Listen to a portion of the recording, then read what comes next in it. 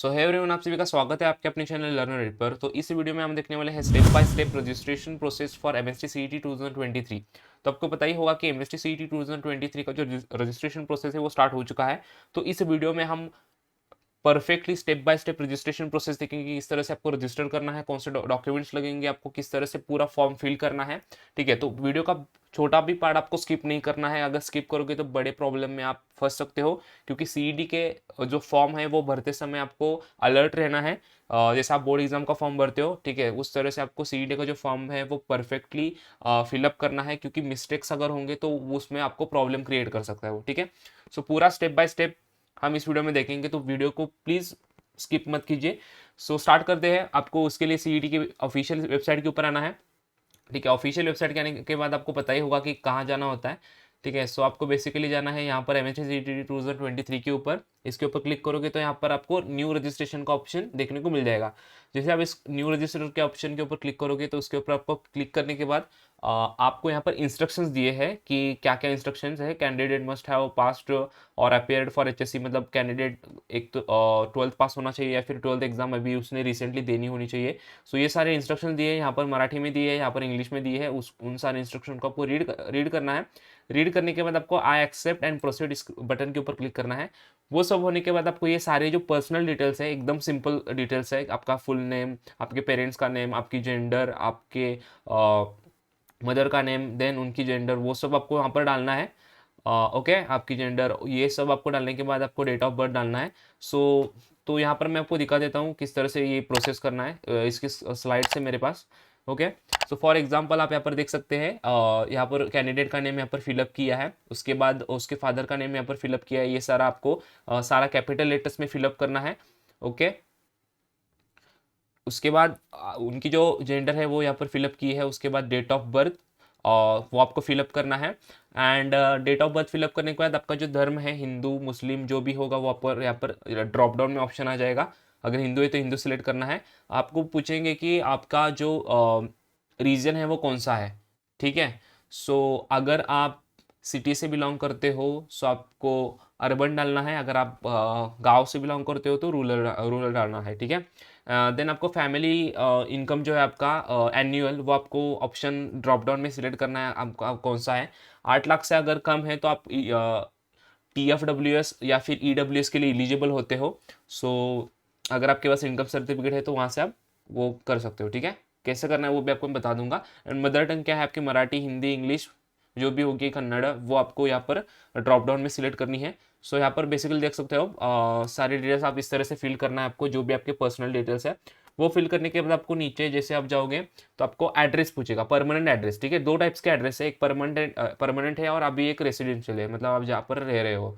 तो permanent address में आपका मेन जहाँ पर आप रहते हो, मतलब आपका जो परमानेंट एड्रेस है वो डालना है, जो भी आपका होगा। फर्स्ट लाइन में आपका प्लॉट नंबर वो सब डालो, सेकेंड लाइन में आपका एरिया का नेम, और थर्ड में आपका डिस्ट्रिक्ट डालो। ठीक है, एंड उसके बाद आपको बताया गया है आपका जो स्टेट होगा वो जो भी होगा वो डालना होगा आपका। देन तालुका डालना है आपको, एंड पिन कोड डालना है। ठीक है, एंड डिस्ट्रिक्ट एंड जो भी गाँव है वो डालना है। अब मेन पॉइंट आती है कि स्टूडेंट्स थोड़े कन्फ्यूज होते हैं, वो होते हैं इस पॉइंट के ऊपर कि उसके नीचे एक ऑप्शन है आपका कि करस्पॉन्डेंस एड्रेस।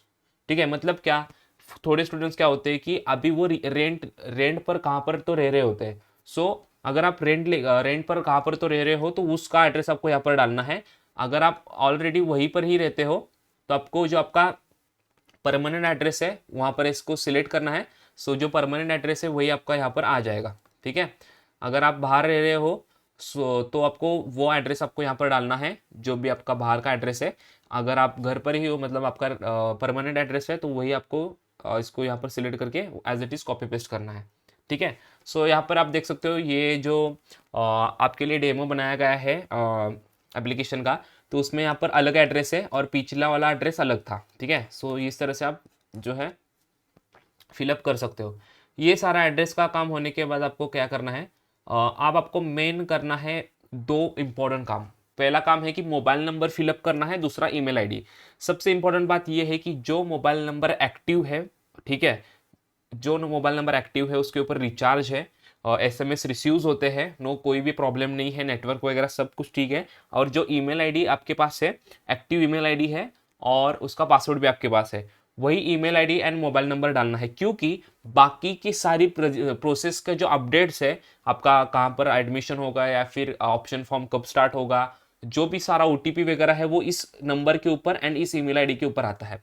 सो इसकी वजह से आपको बेसिकली करना क्या है, email ID and phone number आपको परफेक्ट सही से डालने हैं। ओके, सो आप जैसे आप नंबर डालोगे, मोबाइल नंबर एंड अपना ईमेल आईडी डालोगे, तो आपको बोलेगा कि वो एक पासवर्ड क्रिएट करो। सो आपको पासवर्ड क्रिएट करना है। यहाँ पर इंस्ट्रक्शंस भी दिए होंगे आपको कि पासवर्ड कैसा होना चाहिए, मिनिमम 8 to 13 कैरेक्टर्स का होना चाहिए। अपर लिमिट मतलब कैपिटल लेटर्स होने चाहिए, स्मॉल लेटर्स होने चाहिए, उसमें न्यूमेरिक वैल्यू होनी चाहिए, स्पेशल कैरेक्टर्स होने चाहिए। ओके, @ ओके, एंड परसेंटाइन, हैशटैग, ये सारे कैरेक्टर्स होने चाहिए ताकि आपका जो अकाउंट है वो सेफ रहे, कोई उसको एक्सेस ना कर पाए। वो जितना स्ट्रांग हो सकता है उतना स्ट्रांग पासवर्ड रखो, ठीक है। और ठीक है, ये सब करने के बाद आपको सेव एंड प्रोसीड के ऊपर क्लिक करना है।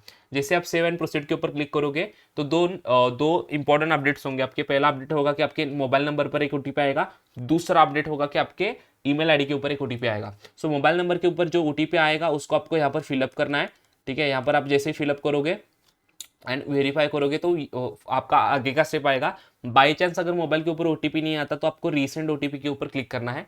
ओके, ठीक है। सो वेरीफाई ओटीपी करने के बाद आपका अभी वो ईमेल आईडी का पूछेगा, ठीक है। एक बार तो आपका वो कंफर्म हो गया, उसके बाद ईमेल आईडी के ऊपर जो भी आपका रजिस्टर्ड ईमेल आईडी है उसके ऊपर ओटीपी आएगा, उसको वेरीफाई करना है, वो डालना है और वेरीफाई ओटीपी के ऊपर क्लिक करना है। ये सारा होने के बाद आपका एक इम्पॉर्टेंट प्रोसेस जो होता है रजिस्ट्रेशन का वो होता है सक्सेसफुल। मतलब सबसे पहला स्टेप जो हुआ रजिस्ट्रेशन का वो यहाँ पर कंप्लीट होता है। सो आपको यहाँ पर दिख भी जाएगा registration successfully for MST CET academic year 2023-24 and आपको दी जाती है एक एप्लीकेशन नंबर। सो ये जो एप्लीकेशन नंबर है वो बहुत ही इंपॉर्टेंट है। आपको आपका जो एप्लीकेशन नंबर है, ठीक है, आपको जो आपका एप्लीकेशन नंबर है और आपका जो पासवर्ड है, ठीक है, पासवर्ड और एप्लीकेशन नंबर जो है वो आपको सही से याद रखना है। ये सारा होने के बाद आपको proceed to complete application form. अभी आपने रजिस्ट्रेशन सिर्फ किया है, अब मेन बात आती है एप्लीकेशन फॉर्म की, ठीक है। सो एप्लीकेशन फॉर्म किस तरह से भरना है आप यहाँ पर देखते हैं। ओके, सो उसके लिए आप क्या करना होगा आपको, अब आपको जाना पड़ेगा ऑलरेडी रजिस्टर्ड के ऊपर। अब फॉर एग्जांपल आपको मैं यहाँ पर दिखाता हूँ। तो गाइज आपको वापस से इस वेबसाइट के ऊपर आना है। आपने ऑलरेडी न्यू रजिस्टर के ऊपर क्लिक करके रजिस्ट्रेशन के ऊपर आपका रजिस्ट्रेशन कर चुके हैं आप। अभी मैं आपने देखा कि रजिस्टर सक्सेसफुली ऐसा आपको मैसेज आया। वो होने के बाद आपको जाना है ऑलरेडी रजिस्टर के ऊपर। अब इसके ऊपर जाने के बाद इसके ऊपर आपको क्लिक करना है, ठीक है। जैसे आप इसके ऊपर क्लिक करोगे तो आपके सामने कुछ इस प्रकार का इंटरफेस ओपन होगा। वो आपको पूछेगा कि आपका एप्लीकेशन नंबर डालो एंड पासवर्ड डालो एंड साइन इन करो, ठीक है। सो उसके बाद का जो प्रोसेस है वो अब हम देखते हैं कि पासवर्ड डाल के वो सब करके आपको इसको एक्सेस कैसे करना है, ठीक है। So just a second. Okay, so आप यहाँ पर देख सकते हैं कि अपना एप्लीकेशन नंबर है वो आपने डाला, ठीक है। एप्लीकेशन नंबर आपने डाला एंड उसके बाद इसको ऑन करते हैं, जस्ट अ सेकेंड, ठीक है। एप्लीकेशन नंबर आपने डाला, पासवर्ड डाला एंड साइन इन किया। बाय चांस अगर आपको आपका एप्लीकेशन नंबर याद नहीं है, अगर आपका पासवर्ड याद नहीं है तो क्या करना है। तो गाइस चिंता करने की कोई बात नहीं है। ऐसा अगर बाय चांस होता है सो आपको क्या करना है, अगर आपको एप्लीकेशन नंबर नहीं मालूम तो आप यहाँ पर एक ऑप्शन आपको देखने को मिल जाएगा, I forgot my application number, और उसके ऊपर क्लिक करना है। वो करने के बाद अगर आप आपका कैंडिडेट का नेम डालोगे, आपके फादर का नेम और आपके मदर का नेम और आपकी डेट ऑफ बर्थ डालोगे और सबमिट करोगे तो आपका एप्लीकेशन नंबर आपको वापस से मिल जाएगा कि आपका एप्लीकेशन नंबर क्या है, ठीक है। सो डोंट वरी कि बाई चांस अगर आपसे एप्लीकेशन नंबर मिस हो जाता है, अगर आप भूल जाते हो, सो उसको आप वापस से एक्सेस कर सकते हो। कैसे, आपका नाम, फादर का नाम, मदर का नाम और डेट ऑफ बर्थ डाल के। आप बोलोगे कि ठीक है एप्लीकेशन नंबर तो मुझे को याद है बट मेरा पासवर्ड ही मेरे से भूल गया, ठीक है। No problem guys, CET cell ने उसका भी इंतजाम कर लिया है। अगर आपका पासवर्ड भी आपसे भूल जाते हो आप, सो बेसिकली आपको करना क्या होगा, आई फॉरगॉट माई पासवर्ड के ऊपर क्लिक करना है एंड कंटिन्यू करना है। कंटिन्यू करने के बाद आपको इस ऑप्शन को सिलेक्ट करना है। सिलेक्ट करोगे उसके बाद आपको सिंपली आपका एप्लीकेशन नंबर डालना है। एप्लीकेशन नंबर डालने के बाद डेट ऑफ बर्थ डालनी है आपकी एंड सबमिट करना है। वो करने के बाद आपको वो बोलेगा कि आपके रजिस्टर्ड नंबर मोबाइल नंबर पर एक ओटीपी सेंड किया है, उस ओटीपी को फिलअप करो और फिलअप करने के बाद वो करने के बाद आप अपना न्यू पासवर्ड सेट करो, ठीक है। आप कोई बात नहीं, आप अगर आपका पुराना वाला पासवर्ड भूल गए हो, नो वरी, जो न्यू पासवर्ड है उसको आप एंटर करो एंड पासवर्ड को रीसेट करो, ठीक है। सो पासवर्ड को रीसेट किया आपने अब हम बाकी का जो प्रोसेस है, ठीक है, हमारा पासवर्ड अगर बाई चांस चला गया है तो हम न्यू पासवर्ड को सेट करके आप साइन इन कर रहे हैं। ओके, सो साइन इन किया हमने। अगर ये मैंने आपको बता दिया, बाई चांस अगर आपने भूल गए हो तब का मैंने प्रोसेस बता दिया। अब वैसे आप डायरेक्टली आगे का जो प्रोसेस है वो स्टार्ट कर सकते हो। ठीक है, सो टोटल आपके 9 स्टेप्स है। पहला जो स्टेप्स था वो रजिस्ट्रेशन का था, वो जो कि हमने ऑलरेडी कंप्लीट कर लिया है। टोटल 9 स्टेप्स आपको स्टेप बाय स्टेप कंप्लीट करने हैं, तभी आपका जो फुल एप्लीकेशन फॉर्म है वो फिल हो पाएगा। ठीक है, यस। तो सबसे सेकेंड स्टेप है डोमिसाइल एंड कैटेगरी का। थर्ड है क्वालिफिकेशन डिटेल। तीसरा स्टेप पर आपके क्वालिफिकेशन डिटेल आपको डालने हैं। देन चौथे स्टेप पर एमएसटी सीईटी की डिटेल्स। देन फिफ्थ पर आपके सिग्नेचर और आपके फोटो को अपलोड करना है। देन रिक्वायर्ड जो भी डॉक्यूमेंट है वो अपलोड करने हैं। फॉर्म को प्रीव्यू करना है। उसके बाद एप्लीकेशन की फीस भरनी है, फॉर्म की फ़ी भरनी है जितनी भी होगी आपकी वो फ़ी, एंड उसका प्रिंट लेना है। सो बेसिकली स्टार्ट कर देते हैं fastly. Domicile certificate and category का ऑप्शन आपको यहाँ पर मिल जाएगा, तो उसके ऊपर आपको क्लिक करना है, इनकम्प्लीट के ऊपर क्लिक करना है। सो जैसे उसके ऊपर क्लिक करोगे तो आपको पहला ऑप्शन आएगा कि are you domiciled in the state of Maharashtra. अगर आप क्या महाराष्ट्र से हो, सो आपको यस, अगर हो तो यस करना है, नहीं तो नो। ठीक है, और उसका अगर हो तो आपको आपके पास सर्टिफिकेट होना ज़रूरी है। ठीक है, डोमिसाइल का। देन ओपन कैटेगरी, अगर आपकी कैटेगरी ओपन है तो देखो आपको कैटेगरी का ऑप्शन आएंगे, ओपन की है आपकी, या फिर एससी की है, एसटी की है, एनटी है, NT1 है, NT2 है, ओबीसी, एसबीसी है। तो एक इंपॉर्टेंट बात मैं बताना चाहूँगा, हर कैटेगरी का इस पीडीएफ में इंक्लूड किया है, बट मैं ओपन कैटेगरी का, सारे कैटेगरी का इसी पार्ट में बता देता हूँ। देखो आपके पास अगर आप ओपन कैटेगरी से हो तो आपको कोई सर्टिफिकेट की ज़रूरत नहीं है। अगर आप एससी कैटेगरी से हो, एसटी कैटेगरी से हो, VJNT से हो, ये सारे जो कैटेगरीज है उससे हो नीचे के, तो आपके पास कास्ट सर्टिफिकेट होना ज़रूरी है। उसके साथ कास्ट वैलिडिटी सर्टिफिकेट भी होना ज़रूरी है। ठीक है, क्योंकि सिर्फ सर्टिफिकेट कास्ट का होना जरूरी नहीं है, दोनों सर्टिफिकेट आपके पास चाहिए। ओके, उसके बाद मैं आपको दिखा भी दूंगा। ठीक है, देन आपका जो एनुअल इनकम है फैमिली का वो आपको डालना है, तो वो हम नीचे देखते हैं फैमिली का एनुअल इनकम कहाँ से डालना है। ठीक है, जितना भी आपका कहाँ से कहाँ तक लाई करता है एक साल का इनकम वो डालना है। अगर आपका इनकम 8 लाख से कम है तो आप EWS के लिए इलिजिबल होते हो, आपको पता ही होगा। ठीक है, EWS के लिए एलिजिबल होते हो तो आपको यहाँ पर पूछा जाएगा कि क्या आप EWS इकोनॉमिकल वीकर सेक्शन से अप्लाई करना चाहोगे। सो अगर यस है तो यस करो, नो है तो नो करो। ओके, एंड यहाँ पर अभी देखो आपको दिया है पर्सन विद डिसेबिलिटी। डिसेबिलिटी है क्या वो आपको पूछा है। सो ओपन कैटेगरी हमने सिलेक्ट किया, हमारा जो फैमिली इनकम है वो 6 से 7 लाख रुपए हमने किया। यस किया, मैं EWS से अप्लाई करना चाहता हूँ क्योंकि थोड़ा कट ऑफ कम लग सकता है EWS से। वैसे ओपन और EWS में ज़्यादा फर्क नहीं पड़ता, बट चांसेस है कि कम भी लग सकता है। और आपको बोलेगा कि आपके पास EWS का सर्टिफिकेट है क्या, अगर है तो अवेलेबल करो, अगर नहीं है तो नॉट अवेलेबल करो, अप्लाइड किया है ऐसा आप बता सकते हो। अगर आप बोलोगे कि मैंने अप्लाई किया है बट रिसीव नहीं हुआ है, तो आपको उसका नंबर डालना है और कब अप्लाई किया है वो बताना है, कौन से ज़िले से हो आप और कौन से तालुका से हो, इतना करना है। इतना तो आप, इतने बेसिक डिटेल्स आप डाल सकते हो। देखो उसके बाद यहाँ पर SC कैटेगरी का उन्होंने बताया है, तो हर कैटेगरी का तो मैं बताऊंगा तो वीडियो काफ़ी लंबा हो जाएगा, ऑलरेडी का लंबा हो चुका है। सो अगर आप SC कैटेगरी और बाकी की कैटेगरीज डालोगे तो आपको 3 चीज़ें पूछेगा। क्या आपके पास कास्ट सर्टिफिकेट है, आपल्याकडे जात प्रमाणपत्र आहे का। सेकंड आपको पूछेगा कि कास्ट वैलिडिटी का सर्टिफिकेट है क्या, प्रमाणपत्राची स्थिति निवडा। ठीक है, वो अभी आपको पूछेगा है क्या नहीं है, या फिर अप्लाई हुआ है और रिसीव नहीं हुआ, और आप डिसेबल हो क्या। ठीक है, पर्सन विद डिसेबिलिटी हो तो यस, नहीं तो नो। अब वैसे ही आप बाकी के कैटेगरीज के भी आपको पूछेगा। ठीक है, सो SC NT OBC ये सब इसमें भी आपको सर्टिफिकेट की आवश्यकता है। अब नीचे डायरेक्टली चलते हैं थर्ड ऑप्शन की तरफ। थर्ड हमारा ऑप्शन क्या है, ये सारा होने के बाद थर्ड ऑप्शन है हमारा एकेडमिक्स का, राइट। यस, सो क्वालिफिकेशन डिटेल्स मतलब आपके एकेडमिक्स के डिटेल। तो उसमें बेसिकली सिंपल क्वेश्चन है की आपण SSC किंवा भारतातून उत्तीर्ण झालात। ठीक है, उसका मीनिंग है कि आपने जो आपकी जो एग्ज़ाम है क्लास 10 की वो इंडिया से कंप्लीट की है क्या। ठीक है, सो इसमें यस करना है क्योंकि आपने इंडिया से ही दिया होगा, आप फॉरेन्स के तो नहीं होंगे। देन आपका जो बोर्ड था क्लास 10 का SSC का वो आपको सिलेक्ट करना है ड्रॉप डाउन में। ठीक है, कैसे करना है वो अभी देखते हैं हम। आपको 3 ऑप्शन आएंगे, महाराष्ट्र, चार पांच नहीं, बहुत सारे ऑप्शन है। हर हर डिस्ट्रिक्ट का, हर स्टेट का ऑप्शन है। पहला स्टेट का महाराष्ट्र का है, सेकंड ऑल इंडिया बोर्ड का है, थर्ड आंध्र प्रदेश, आसाम, ऐसे बाकी के स्टेट्स के भी आ जाएंगे। और 95% से 95% के ज़्यादा स्टूडेंट्स हमारे महाराष्ट्र के होंगे, राइट। महाराष्ट्र बोर्ड के होंगे। SSC जो बोर्ड है वो आपने दिया होगा क्लास 10 का। ओके, सो महाराष्ट्र के मैक्सिमम स्टूडेंट होंगे तो उसके ऊपर सिलेक्ट करना है महाराष्ट्र।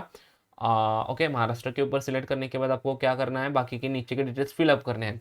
ठीक है, तो ये तो हुआ। उसके बाद आपने 10th कब पास किया, 2021 में किया, 2020 में किया, 19 में किया, 18 में किया, वो आपको वहाँ पर फिलअप करना है। वो करने के बाद आपको कितने परसेंटेज थे, परसेंटेज आपको क्या करना है, देखो ठीक है, परसेंटेज में डालना है और राउंड अप करना होगा, शायद वो पॉइंट में नहीं चलता यहाँ पर, तो आपको राउंड अप करके 88.54 रहे होंगे तो 88 डालने होंगे। ठीक है, सो इस तरह से आपको डालना है। अगर राउंड अप करने का चांस है तो आप वहाँ से भी 88.55 भी, मतलब जो भी आपका नंबर होगा वो आप यहाँ पर डाल सकते हो। देन ज्या राज्यातून 10वीची परीक्षा उत्तीर्ण झालं ते राज्य, आपने जिस स्टेट से क्लास 10 की एग्जाम पास की है वो state, that is Maharashtra, Pune आपकी जो जिला है और आपकी जो सिटी है और जो आपका तालुका है वो डालना है। उसके बाद आपका जो स्कूल का नेम है जिसमें आप क्लास 10th में थे, उस स्कूल का नाम आपको डालना है। तो यहाँ पर लिखा है जो भी स्कूल का नेम है आपको वो डालना है। वो ये सब होने के बाद कुछ ऑलमोस्ट इस तरह से आपको इंटरफेस दिखेगा, एंड उसके बाद सेव एंड प्रोसीड इस बटन के ऊपर क्लिक करना है। ठीक है, सेव एंड प्रोसीड बटन के ऊपर क्लिक करने के बाद आपको बाकी के डिटेल्स डालने होंगे क्लास 12th के। ठीक है, अब वैसे ही आपने जैसे क्लास 10 के डाले वैसे आपको क्लास 12th के डालने हैं। यस, महाराष्ट्र स्टेट बोर्ड का आपने मतलब 12th की परीक्षा एग्जाम पास की, सीबीएसई से की है तो सीबीएसई को सिलेक्ट करो। ओके, महाराष्ट्र से की है तो महाराष्ट्र बोर्ड सिलेक्ट करो। मैक्सिमम स्टूडेंट्स ने महाराष्ट्र से दिया होगा, आपका डिस्ट्रिक्ट, सिटी, तालुका और आपका कॉलेज का नेम। ठीक है, ये स्कूल नहीं होगा मेरे ख्याल से, क्लास 12th में तो यार कॉलेज का नेम होना चाहिए ना। ठीक है, देन प्रोसीड करना है। प्रोसीड करने के बाद आपको नीचे आगे जाना है। अभी हमारा लगभग 3 स्टेप हो चुका है। अब 4th स्टेप है कि क्या है, 4th स्टेप क्या है, एमएससी सीईटी के एग्जामिनेशन के डिटेल। भाई आपका ग्रुप क्या है, आप पीसीएम का ग्रुप देना चाहते हो या फिर पीसीबी का या फिर पीसीएमबी का। ठीक है, पीसीएम एंड पीसीबी, कौन सा ग्रुप में आप देना चाहते हो। ठीक है, सो अगर आप पीसीएम देना चाहते हो, इंजीनियरिंग के फील्ड में जाना चाहते हो तो आपको पीसीएम सिलेक्ट करना है। अगर आप मेडिकल के फील्ड में जाना चाहते हो तो पीसीबी। अगर आपके दोनों सब्जेक्ट है तो मैं प्रेफर करूंगा पीसीएम भी दोनों सिलेक्ट करो, दोनों पेपर के लिए आप एलिजिबल हो जाओगे। तो पीसीएम हमने सिलेक्ट किया। अब वो पूछ रहा है कि language of the medium of the question paper, question paper आपको किस लैंग्वेज में चाहिए। तो सभी स्टूडेंट्स, सभी लोग, देखो आपने क्लास 11 12 तो साइंस से ही स्टडी किया है जो कि इंग्लिश में था, जो कि मराठी में उर्दू में नहीं था, तो आपको इंग्लिश ही सिलेक्ट करना है। सो इंग्लिश सिलेक्ट करना है आपको यहाँ से। ठीक है, इंग्लिश सिलेक्ट करना है, पीसीएम हो या फिर पीसीबी हो, और यहाँ पर इंग्लिश का ऑप्शन आपको सिलेक्ट करना है। ठीक है, वो होने के बाद हमारा नेक्स्ट स्टेप आता है कि एग्जामिनेशन का सेंटर आपको क्या चाहिए। ये एक सबसे इंपॉर्टेंट बात होती है गाइस, एग्जामिनेशन का सेंटर आपका क्या है वो बहुत मैटर करता है। तो आपको महाराष्ट्र सिलेक्ट करना है। अगर आप महाराष्ट्र से हो तो आप महाराष्ट्र सिलेक्ट करो। ठीक है, ठीक है, उसके बाद आपको सेंटर सेलेक्ट करने के बाद प्रेफरेंस सेलेक्ट करना है कि आपको उस स्टेट में कौन से नंबर पर मतलब क्या चाहिए। मतलब फॉर एग्जांपल अगर आप हो महाराष्ट्र में और आप यहाँ पर डाल सकते हो पुणे। ठीक है, यहाँ पर डाल सकते हो कोल्हापुर। ठीक है, इस तरह से डाल सकते हो, या फिर डाल सकते हो सातारा। सो इस तरह से आपको जो भी होगा आपका या फिर मुंबई, वो आप डाल सकते हो। ठीक है, जो भी आपका प्रेफरेंस होगा, मतलब आप नंबर 1 पर डालोगे तो ज़्यादा चांसेस होंगे कि आपको नंबर 1 पर आपका सेंटर अलॉट हो, नंबर 2 पर उससे थोड़े कम चांसेस है। तो जिस डिस्ट्रिक्ट में आप रहते हो वो नंबर 1 पर डालना। जो करीब के डिस्ट्रिक्ट है, आजू बाजू के, मतलब अगर कोल्हापुर में हो तो सांगली डाल सकते हो, सातारा डाल सकते हो। ठीक है, ये इस तरह से आप डाल सकते हो। ठीक है, और मैक्सिमम क्या होता है, जो आपका फर्स्ट नंबर है वही आपको मिलता है प्रेफरेंस में। ठीक है, मैक्सिमम मतलब 99% वही होता है। ये सब होने के बाद आपका स्टेप नंबर 5 है कि अपलोड फोटो एंड सिग्नेचर। आपको एक अच्छा सा आपका फोटो जो होगा वो आपको अपलोड करना है। देखो गाइज, आपको जो फोटो होगा वो आइडेंटिटी साइज इस टाइप में आपको अपलोड करना है, और फॉर्मल फोटो अपलोड करना है, ना कि किसी ट्रिप का और वो किसी अदर का। ठीक है, मतलब फैशनेबल फोटो अपलोड नहीं करना है, फॉर्मल फोटो अपलोड करना है। क्योंकि आपको आपके लैपटॉप से करना है तो आप क्या करोगे, लैपटॉप में कोई अच्छा फोटो होगा आपका ट्रिप का या फिर किसी और जगह का तो वो अपलोड करोगे, वैसा नहीं करना। आपका जो फॉर्मल फोटो है वो लेके अपलोड करना है। आप अपलोड कैसे करोगे, तो यहाँ पर ऑप्शन है, देखो, आपको ओपन करो फाइल और अपलोड करो वहाँ से। सो छायाचित्र में आपका फोटो एंड सिग्नेचर आपको अपलोड करना है। उसकी पीडीएफ बना लो, एडोबे हमारा ऐप है, उससे एक सिग्नेचर का पीडीएफ बना लो या फिर जेपीजे फाइल बना लो और उसको अपलोड करो। फॉर्मेट भी आप पर यहाँ पर मेंशन किया होगा, देखो यहाँ पर मेंशन भी किया है कि फ़ोटो कौन से जेपीजे फॉर्मेट में होना चाहिए, पीएनजी फॉर्मेट भी चलेगा, एंड सिग्नेचर। ठीक है, दोनों के लिए जेपीजे पीडीएफ नहीं चलेगा, देखो पीएनजी, जेपीईजे या फिर जेपीजी, 3 फॉर्मेट है, उसमें से कोई भी फॉर्मेट सेलेक्ट करो, एडोबे ऐप लो मोबाइल के अंदर और वो करके आप वो कर सकते हैं। और यहाँ पर दिया भी है देखो किस तरह से फोटो होना चाहिए, इस टाइप में आपका फोटो जो है वो आना चाहिए, ठीक है। ओके ओके, ये सब होने के बाद आपको इसको अपलोड करना है। अपलोड करोगे ये सारा प्रोसेस हो जाएगा अपलोडिंग का, ये तो आप आराम से करोगे। देखो यहाँ पर फोटो तो यहाँ पर अपलोड यहाँ से करना है, आपकी सिग्नेचर अपलोड करनी है। तो अपलोड करने के बाद आपको यहाँ पर दिख जाएगा कि किस तरह से दिखना है वो। उसके बाद सेव एंड प्रोसीड के ऊपर क्लिक करना है। सेव एंड प्रोसीड करने के बाद हमारा लास्ट का नहीं, अभी टोटल 9 ऑप्शन है। स्टेप नंबर 6 आता है अपलोड रिक्वायर्ड डॉक्यूमेंट। आप बोलोगे कि कौन से डॉक्यूमेंट अपलोड करने हैं, तो यहाँ पर आपको डॉक्यूमेंट्स मिल जाएंगे, ठीक है। कौन से मैं आपको बता भी देता हूँ। अपलोड ये कास्ट के ऊपर डिपेंड है। अगर आप ओपन कैटेगरी से हो तो आपको अलग डॉक्यूमेंट्स अपलोड करने हैं, एससी से हो तो अलग डॉक्यूमेंट ऐड करने अपलोड करने हैं, एनटी से हो तो अलग, ये कास्ट वाइज डिपेंड है। थोड़े कॉमन डॉक्यूमेंट्स होंगे, थोड़े अलग डॉक्यूमेंट्स होंगे जो कि कास्ट के ऊपर डिपेंड होंगे, ठीक है। सो डॉक्यूमेंट आप लोग क्या अपलोड करने हैं, तो आपको यहाँ पर ऑप्शन दिख जाएगा कि अगर आप डिसेबल पर्सन हो तो डिसेबिलिटी का आपको डॉक्यूमेंट ऐड करना होगा। जो आपने ऊपर सिलेक्ट किया है ना फॉर्म में, वो यहाँ आपको ऐड करना है, ठीक है। अगर आपने एससी कैटेगरी सिलेक्ट की होगी तो आपको आपका एससी कैटेगरी का आपका सर्टिफिकेट ऐड करना है, एंड आपका कास्ट वैलिडिटी सर्टिफिकेट आपको ऐड करना होगा। अगर ईडब्ल्यूएस सिलेक्ट किया है तो ईडब्ल्यूएस का करो, ठीक है। सो इस तरह से करना है। अगर आपके पास अगर आप भी नहीं है तो बाद में भी आप अपलोड कर सकते हो, वहाँ पर डाल के ऑप्शन आपको यहाँ पर मिल जाएगा कि बाद में आप मैं अपलोड करूँ, वैसा ऑप्शन मिल जाएगा। पैन कार्ड का भी आप यहाँ पर अपलोड कर सकते हो, पैन कार्ड जो होगा। सो आपको पैन कार्ड आपको यहाँ पर अपलोड करना है, एंड क्या है यहाँ पर हैंडीकैप का वो आपको ऐड करना है। ये भी कंपलसरी नहीं है, अगर आप हैंडीकैप्ड हो तभी वो आपको अपलोड करना है, वरना पैन कार्ड अपलोड करके 7% के ऊपर क्लिक करना है। जैसे 7% के ऊपर क्लिक करोगे तो आपको यहाँ पर डिसेबिलिटी का आएगा। तो देखो मैंने बताया डिसेबिलिटी का जो सर्टिफिकेट है वो पर्सन टू पर्सन वेरी है। अगर डिसेबल हो तो अपलोड करो, नहीं हो तो मत करो।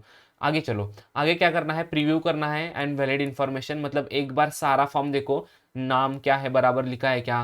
और एक इंपॉर्टेंट बात, जो नाम है वो आपके एचएससी एसएससी के जो क्लास के मार्कशीट पर है ना, क्लास 10th 12th के, वही नाम होना चाहिए। फादर का नाम सही है क्या, मदर का नाम सही है क्या, डेट ऑफ बर्थ सही है क्या, जेंडर, रीजन हिंदू मुस्लिम जो भी सही है क्या, मराठी मदर टंग, इंडियन हो क्या, मतलब वो सब रीजन, कौन से रीजन से बिलोंग करते हो, एड्रेस सही है क्या, उसके बाद कर दूसरा जो एड्रेस है वो सही है क्या, डोमिसाइल सही है क्या, वो सारे डिटेल्स परफेक्टली वेरीफाई करने हैं। क्लास 10 की डिटेल्स सही है क्या, क्लास 12 के डिटेल्स सही है क्या, वो सब वेरीफाई करो। परसेंटेज, मार्क्स, बोर्ड, कॉलेज का नेम, स्कूल का नेम, ये सब वेरीफाई करने के बाद, फोटो वेरीफाई करने के बाद, सिग्नेचर वेरीफाई करने के बाद प्रोसीड टू पेमेंट के ऊपर जाना है। सब कुछ डिटेल्स 2 से 3 बार वेरीफाई करो, क्योंकि एडिट करना फॉर्म पॉसिबल होता है बट प्रॉब्लम क्रिएट करता है, ठीक है। तो वो एडिट करने हमको एडिट नहीं करना है फॉर्म बार बार, क्योंकि वो आपको ऑप्शन ही नहीं देते। कभी तो ऑप्शन दे सकते हैं आप, बट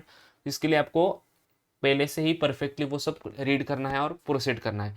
स्टेप नंबर 8 है पेमेंट का। सो पेमेंट तो यार बेसिकली आप तो यार गूगल पे वो सब यूज़ करते हो तो कितना सिंपल है आपको पता ही होगा। सो आपको पूछेगा कि यस पेमेंट करना चाहते हो का, तो यस के ऊपर क्लिक करना है। और आपको क्या दिया है देखो, please check the details field in application form. तो पेमेंट करने से पहले एप्लीकेशन फॉर्म में जो डिटेल्स है वो एक बार चेक करो, क्योंकि पेमेंट करने के बाद आप एप्लीकेशन फॉर्म में कोई भी चेंजेस नहीं कर सकते। मैं बता रहा हूँ, पेमेंट करने से पहले एक बार सब चेक करना है। एक बार पेमेंट किया तो भाई नहीं कर सकते चेक, ठीक है, वापस से चेंज नहीं कर सकते। सो ये सब होने के बाद आपको 600 रुपीज़ का पेमेंट करना होगा। ओके, कैटेगरी वाइज डिपेंड है। अगर आपका कैटेगरी NT2 है तो आपको 600 करना है। लास्ट ईयर से लास्ट ईयर 800 था ओपन कैटेगरी के लिए। सो कैटेगरी वाइज ये भी डिपेंड होता है। सो उसके ऊपर प्रोसीड टू पेमेंट के ऊपर क्लिक करना है। वो करने के बाद आपको यहाँ पर ऑप्शन दिखेंगे ऑनलाइन रेजर पे, प्रोसीड के ऊपर यहाँ से इसके ऊपर क्लिक करना है। वो प्रोसीड करने के बाद आपको पूछेगा card, UPI, QR, net banking. मैं आपको प्रेफर करूंगा कि यार यूपीआई करो यार, कितना सिंपल है। क्यूआर कोड यहाँ पर ऐसा आ जाएगा, ठीक है। एक सिंपल क्यूआर, एक मिनट गाइस ये क्या ओपन हुआ, ठीक है। एक सिंपल क्यूआर कोड यहाँ से आपको मिल जाएगा, just a second. Okay, so simple QR code ऐसा आपको कुछ मिल जाएगा, ठीक है। और उस क्यूआर कोड को आपको स्कैन करना होगा। तो सिंपल है, मैं तो बोलूँगा कि क्यूआर कोड को ही लो, क्यूआर कोड के ऑप्शन को सिलेक्ट करो, क्योंकि सिंपल है यार, उसमें कार्ड डिटेल्स वगैरह डालने की कोई ज़रूरत नहीं है, या फिर यूपीआई करो। एंड वो सब होने के बाद एक बार पेमेंट सक्सेसफुली हो गया, सक्सेस जब भी देखो पेमेंट जब सक्सेसफुल होगा तभी आपको आपका एप्लीकेशन फॉर्म प्रिंट करने के लिए मिल जाएगा। क्या होता है, कभी कभी बोल रहा हूँ, कभी कभी आपका पेमेंट आपके बैंक से तो पैसे जाते हैं बट पेमेंट सक्सेसफुल नहीं आता, उसके उसमें आपको 24 आवर्स का वेट करना है। कभी कभी ऐसा हो सकता है, 24 आवर्स का वेट करना है, एंड 24 आवर्स के बाद आप अपना जो एप्लीकेशन है उसको प्रिंट कर पाओगे। ठीक है, कभी तो ऐसा प्रॉब्लम आ सकता है, नो वरी। वो होने के बाद आपको अपना एप्लीकेशन फॉर्म जो होगा उसका प्रिंट मारना है।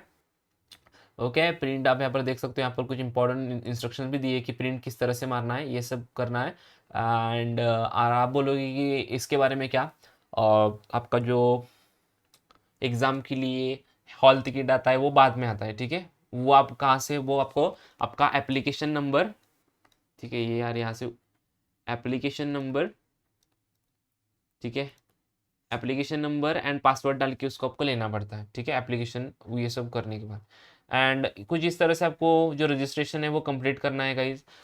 सो होप सो कि आपको उस पूरा रजिस्ट्रेशन का प्रोसेस एक ही वीडियो के अंदर परफेक्टली समझ में आ गया होगा। सो इस वीडियो में इतना है गाइज, प्लीज़ वीडियो पसंद आए तो प्लीज़ वीडियो को लाइक कर दो, चैनल के ऊपर चैनल को सब्सक्राइब करो, शेयर करो। मिलता है नेक्स्ट वीडियो में, तब तक के लिए बाय बाय।